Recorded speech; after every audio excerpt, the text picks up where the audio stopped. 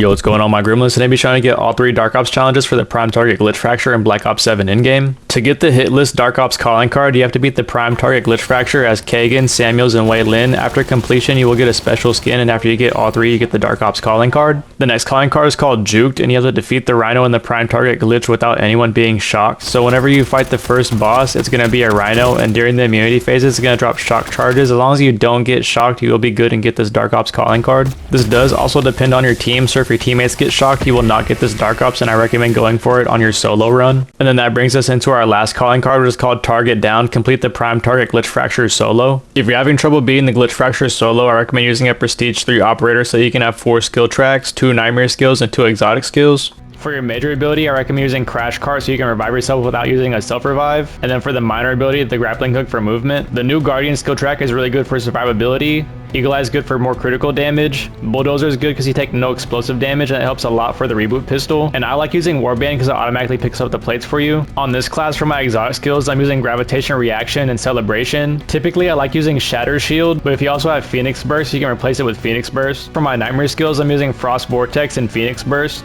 Frost Vortex is a staple of pretty much all my builds, so that one's the best one to use. If I had Shattered Shield, I would replace my Phoenix Burst with Wingman unit. If you're having trouble picking out a primary weapon, I recommend using the Warden 308, the XR3 Ion, or the Shadow SK. And if you need a class, these are my attachments and weapon build.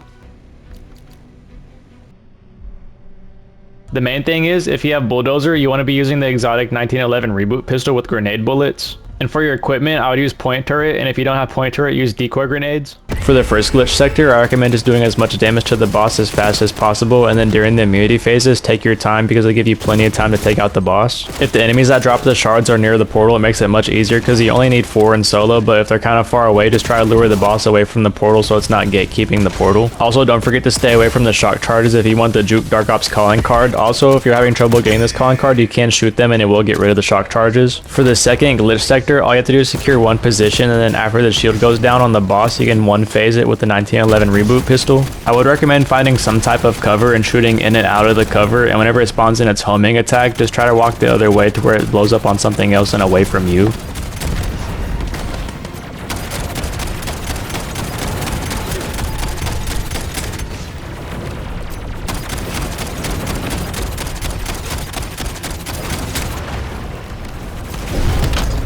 And now you made it to the final boss. It's going to start off with the laser attack, which you want to avoid by getting behind some type of cover. You want to shoot the upper half of the boss, kind of where it's shooting its laser from, to do the most damage to it, and eventually it's going to jump out to an outer ring of the boss arena, and once it jumps back to the middle, it's going to do a shockwave effect, and make sure you're not on the ground floor or you will take a lot of damage. There's also sentry turrets around the boss arena, and if you activate those, it's really good for taking out all the robots that it's going to spawn in. And now you've finally done enough damage, you're going to beat the glitch boss solo, and you get your Dark Ops calling card. If this guide helped you out, make sure to leave a like. If you're enjoying the Black Ops 7 Endgame content, make sure to subscribe. And if you want to see any more of my in-game content, I have all my videos on in-game in my in-game playlist, but it's been muted. I'll catch you in my next video.